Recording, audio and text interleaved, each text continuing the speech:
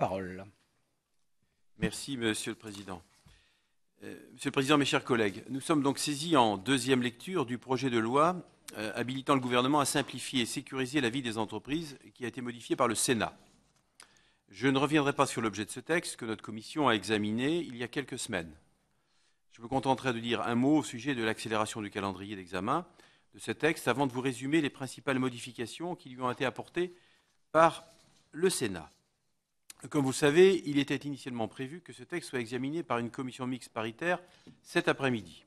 Le gouvernement, en concertation avec le Parlement, a cependant préféré ne pas convoquer cette commission afin de procéder à une seconde lecture dans notre Assemblée qui aboutira, je l'espère, donc jeudi matin, à une adoption conforme de ce projet de loi. Ce choix traduit une volonté d'accélération du calendrier d'adoption des mesures figurant dans ce texte afin d'en permettre une entrée en vigueur la plus rapide possible. Le contexte économique et les attentes très fortes des entreprises exigent en effet que le choc de simplification décidé par le Président de la République produise ses effets dans les meilleurs délais. J'en viens maintenant au fond, c'est-à-dire aux modifications qui ont été apportées au texte par le Sénat, sur lequel je serai plus positif.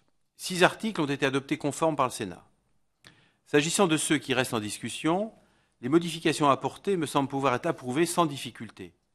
Aussi vais-je vous recommander d'adopter ce texte afin de permettre une entrée en vigueur rapide des ordonnances de simplification qui en seront issues. Parmi les apports les plus significatifs, je signalerai les suivants. En premier lieu, 3 nouvelles habilitations ont été ajoutées sur l'initiative du gouvernement. À l'article 14 bis, le gouvernement est ainsi habilité à créer, à titre expérimental, une procédure unique intégrée pour les installations, ouvrages, travaux et activités soumis à autorisation au titre de la loi sur l'eau. À l'article 14 ter, l'expérimentation d'un nouvel outil appelé opération d'intérêt économique et écologique est prévue pour une durée maximale de 3 ans. Enfin, à l'article 14 quater, le gouvernement a sollicité une habilitation en vue de mettre en place un nouveau produit d'assurance vie, le contrat Eurocroissance, reprenant l'une des recommandations formulées par nos collègues Karine Berger et Dominique Lefebvre dans le rapport qu'ils ont remis au Premier ministre en avril dernier sur la dynamisation de l'épargne financière des ménages. En deuxième lieu, 2 habilitations déjà prévues par le texte initial ont été étendues. À l'article 13, relatif au certificat de projet, un amendement gouvernemental a précisé le contenu possible du dit certificat ainsi que le régime contentieux applicable. Sur ce point, la solution retenue s'inspire des conclusions du rapport du Conseil d'État qui sera prochainement publié sur la procédure de rescrit. L'ordonnance précisera ainsi les conditions dans lesquelles le certificat peut faire l'objet d'un recours juridictionnel, les pouvoirs du juge administratif saisi de ce recours et l'invocabilité de cet acte par la voie de l'exception. L'article 14, qui prévoit l'expérimentation d'une procédure d'autorisation unique pour les installations classées pour la protection de l'environnement, a vu son champ étendu aux projets de méthanisation injectant du biométhane et à ceux qui valorisent du biométhane. Les dispositions applicables au contrôle, aux recours contentieux et aux sanctions, tant à manière administrative que pénale, pourront par ailleurs être précisées. En troisième lieu, de nouvelles modifications du droit en vigueur ont été insérées. Un nouvel article 16 bis a été inséré qui supprime le contrôle de l'État en matière de police et de sécurité de l'exploitation de la distribution d'électricité et restreint le champ de l'approbation des projets d'ouvrage du réseau électrique principal aux ouvrages du réseau de transport d'électricité.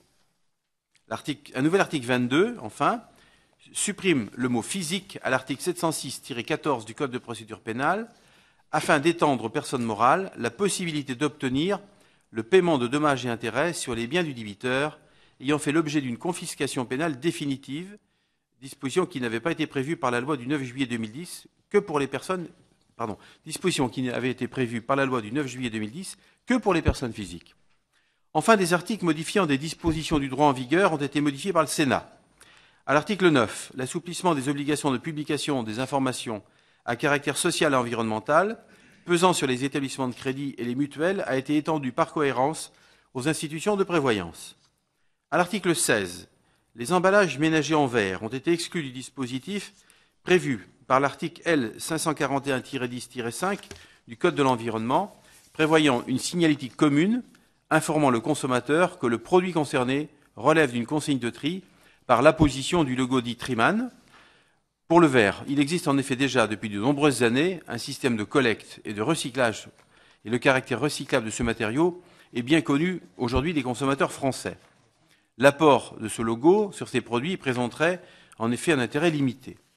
Aucune des modifications apportées par le Sénat ne me paraît soulever de difficultés particulières. La plupart d'entre elles me semblent au contraire soit avoir précisé ou clarifié utilement les articles concernés, soit avoir apporté des enrichissements bienvenus. Je vous invite donc à adopter le projet de loi dont nous sommes saisis, afin de permettre l'entrée en vigueur rapide des mesures de simplification qu'il prévoit et qui sont attendues par le monde des entreprises. C'est l'objet effectivement de cette loi et de cette rapidité d'examen.